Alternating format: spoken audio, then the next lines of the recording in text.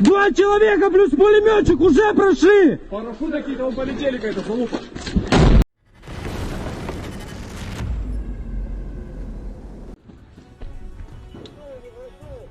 This is some awesome action from the Kursk direction, and the interesting thing this time is from the Russian side.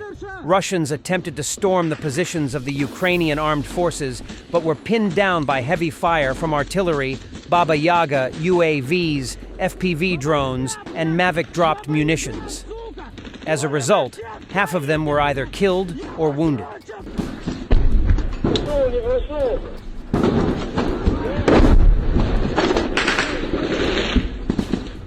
Пидорша!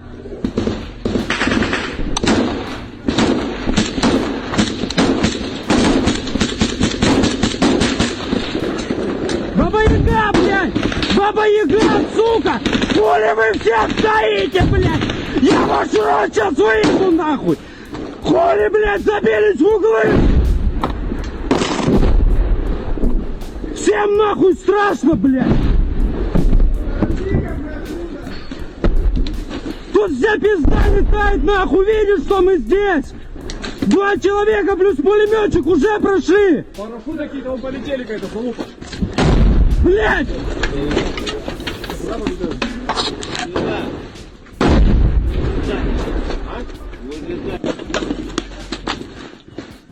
Пизда, нихуя я по ебалу отхватил от этой шлюхи ебаной.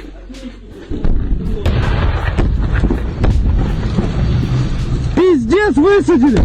Мужики, ну...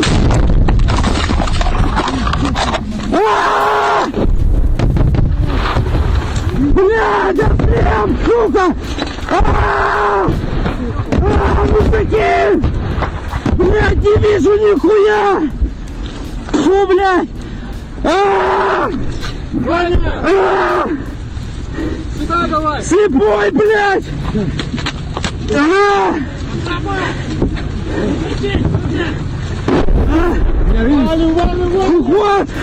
In Volgograd, Russia, drones attacked an oil refinery, causing a fire.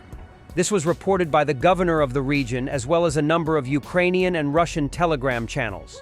According to local residents, the drone attack took place around 4 in the morning local time. Shortly before that, an air alert was announced in the Volgograd region due to the threat of a UAV attack. The explosions in the southern end of Volgograd were reported, in particular, by members of a local group in a Russian social network.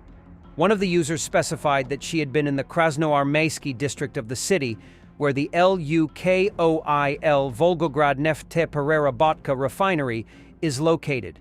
At night, the Supernova Plus Telegram channel published several videos with the sound of a drone flying overhead and an explosion filmed by a local resident. In one video, the man gives his exact address.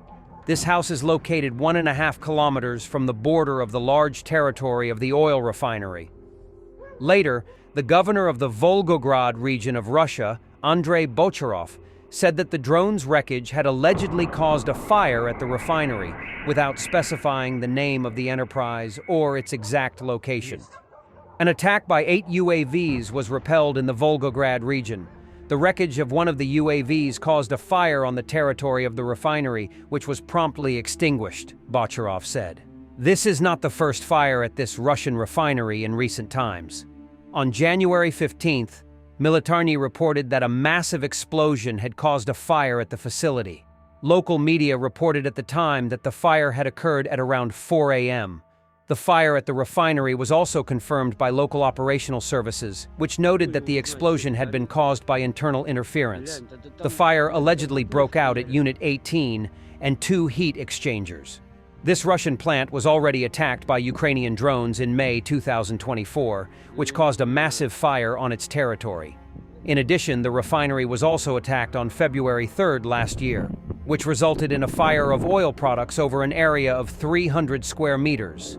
The refinery belongs to Lukoil Volgograd Neftepererobotka and is capable of producing over 14.8 million tons of petroleum products per year. The refinery is located 475 kilometers from the Ukrainian border.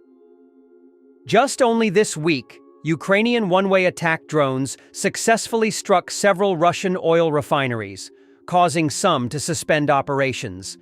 Even the Ust-Luga port appears to have paused its activities.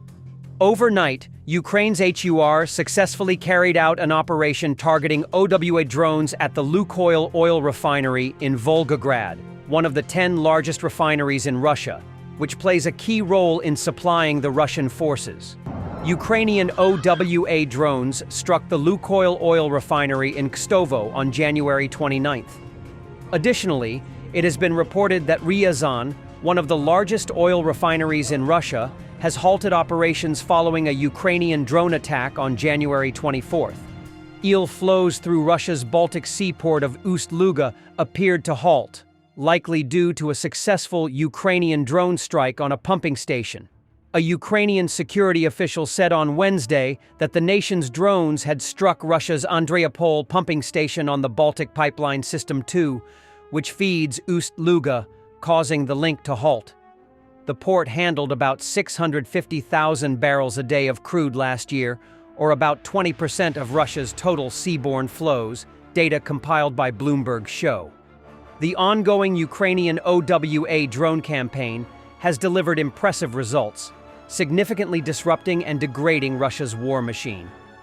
Well, this is how we live in this mess. Residents of the village of Srednyaya Olshanka in the Pristensky district of Kursk Oblast complain about the deplorable state of the roads. Instead of building infrastructure for its own citizens, the Kremlin invests resources into paving foreign territories with tanks, shells, and propaganda. Roads can apparently wait, but wars of aggression, it seems, cannot be delayed. Вот так вот и живем в таком говне. В таком говне и живем. Вот, в таком говне и живем. Вот едет трактор, чтобы вытаскивать. А еще говорят, что как это скорая не проезжает, если люди больные. Да тут вот что здесь, на чем тут ездить надо. Вот на чем тут ездить надо. Вон, смотрите. Вот на чем тут ездить надо. Вот сейчас будем вытаскивать машину. A new submarine availability support hub has been opened in Bristol, UK. Follows the launch of the government's new defense industrial strategy, which will ensure the defense sector is an engine for growth. Britain's nuclear submarine patrols will be strengthened by a new hub that brings government and industry closer together, creating 100 new jobs and supporting apprenticeships across the UK. The Submarine Availability Support Hub will improve submarine delivery, boost UK engineering capabilities, and help maintain the continuous at-sea nuclear deterrent. Thanks for watching, and don't forget to subscribe. Also, if you want to support Warthog Defense, please become our member and get early access to new videos, exclusive members-only videos, and become administrator in comment section. The membership link is in the description. Every day. We had a guy last week, it's 6 rescues in 6 days. You know, he's doing the job every day.